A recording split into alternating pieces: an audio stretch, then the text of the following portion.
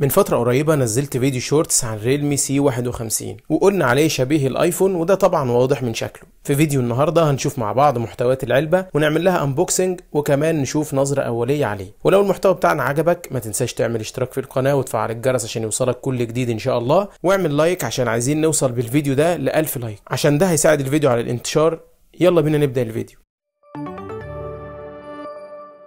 قبل ما نبدأ بأي حاجة هقول لك سعر الموبايل. ريلمي سي 51 بيجي بسعر 6000 جنيه مصري بتاريخ الفيديو ده، وده للنسخة 256 جيجا مع 6 جيجا رام، وطبعا السعر بيتغير من وقت للتاني. اول حاجه هنعملها هنشيل الاستيكر من على العلبه، ودي اكتر لحظه كلنا بيحبها. العلبه باللون الاصفر المعتاد من ريلمي ومكتوب عليها اسم الموبايل سي 51، ومن تحت شعار ريلمي عادي جدا. من ورا هنلاقي بعض مواصفات الموبايل سريعا، زي ان الشاحن 33 واط مع بطاريه 5000، والكاميرا 50 ميجا بتدعم الاي اي، والشاشه 90 هرتز، وان الموبايل سمكه 7.99 ملم. نفتح العلبه بالطريقه التقليديه من ريلمي ونقول بسم الله، وده كان الغطاء اللي مش هتلاقي فيه اي حاجه. نشيله على جنب. اول حاجه هتقابلك هي العلبه الصغيره اللي مكتوب عليها دير تو ليب، ومن عند علامه الفتح هنا بيقول لك تحتها هتلاقي دبوس الشريحه، وهنا الترحيب بيك ويلكم تو ريلمي فاميلي. بعد كده هنفتح العلبه دي، هنلاقي فيها الجراب والورق الخاص بالارشادات وتعليمات استخدام الموبايل اللي محدش فينا بيقراه. الجراب زي ما انت شايف بيجي سيليكون باللون الاسود الشفاف، واللي باين عليه جودته حلوه، وطبعا مع البروز في المربع الخاص بالكاميرا. بعد كده الموبايل بالغلاف اللي عليه بالورق اللي تحته دي، اللي بيطلع من غلافه بكل سهوله زي ما احنا شايفين. ومعانا الموبايل بالشكل الجميل ده بالجزئين اللامع والمط، وكمان تقسيمه الكاميرات المشابه جدا لكاميرات الايفون. الموبايل على الرغم من ان حجمه كبير الا انه وزنه مريح، ومسكته متوسطه في الايد، تحس انك ماسك موبايل غالي. وطبعا السماكه بتاعته قليله برضه، وطبعا نفس المواصفات اللي قريناها على ظهر علبه الموبايل هي اللي مكتوبه على الاستيكر اللي على وش الشاشه. ودي تاني لحظه كلنا بيحبها لما بنجيب موبايل جديد ونشيل الاستيكر اللي على الشاشه. هنفتح الموبايل عشان يظهر لنا شعار ريلمي، ونركن الموبايل على جنب عشان نكمل باقي محتويات العلبه. معانا بعد كده راس الشاحن اللي بتيجي بقدره 33 واط، شاحن سوبر فوك زي ما كان مكتوب على الاستيكر بتاع الموبايل. بتيجي بنفس الشكل وبنفس الخامات اللي كلنا متعودين عليها وبنشوفها في كل موبايلات ريلمي. خامات كويسه وممتازه وقويه وعمليه، وبتعيش معاك لحد وقت طويل جدا. اخر حاجه معانا سلك الشحن اللي بيجي من نوع تايب A لتايب C،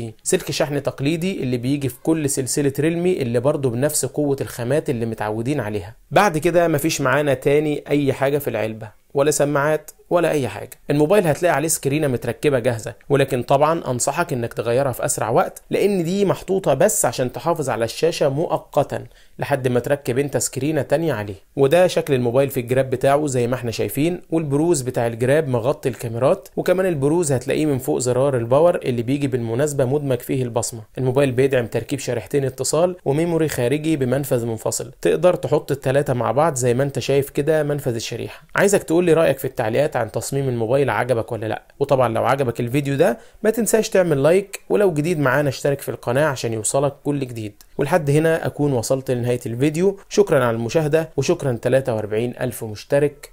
مع السلامه.